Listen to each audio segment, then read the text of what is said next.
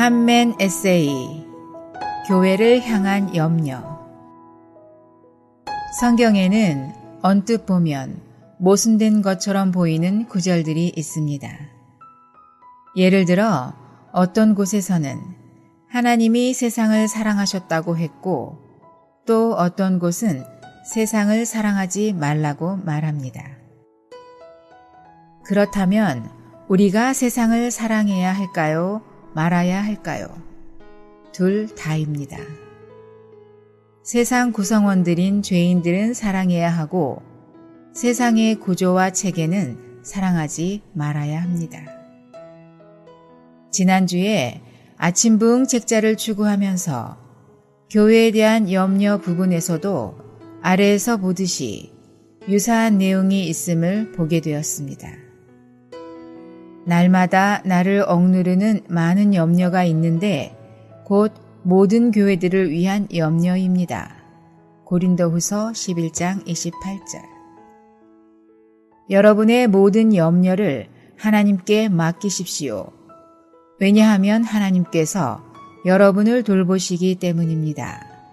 베드로전서 5장 7절. 물론 위 베드로전서 말씀은 직접적으로 교회에 대한 염려를 언급하지는 않습니다. 그러나 두 구절들에서 쓰인 염려는 헬라어로 메림나로서 동일한 단어입니다. 또한 문맥을 볼 때 위 염려는 교회를 위한 염려를 배제하지 않습니다. 그렇다면 우리는 교회를 위한 염려를 해야 합니까? 말아야 합니까?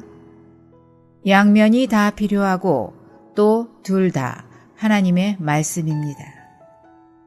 교회는 그리스도의 몸입니다. 다양한 분량의 지체들로 구성됩니다. 사도 바울은 그 한 사람 한 사람이 주 안에서 견고하고 실족치 않고 강하게 세워져 가기를 참으로 갈망했습니다.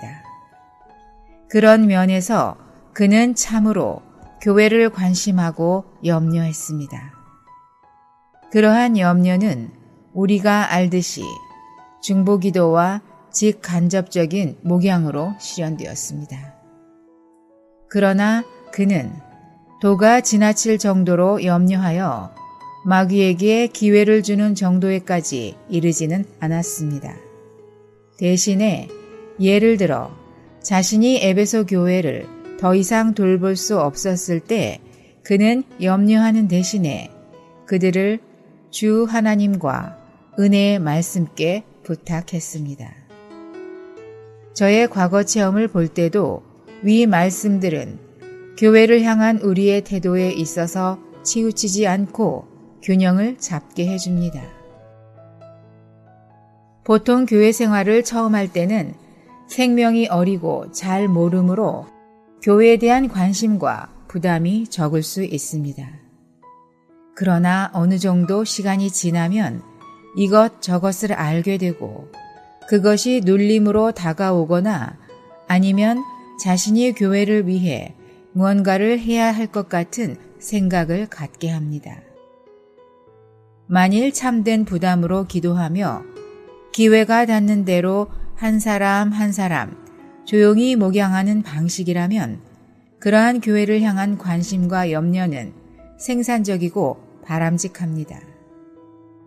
그러나 교회를 향하여 이렇게 해야 한다 또는 왜 그렇게 하느냐는 식으로 요구하고 따지는 식의 관심은 오히려 교회를 혼란케 할 수 있습니다.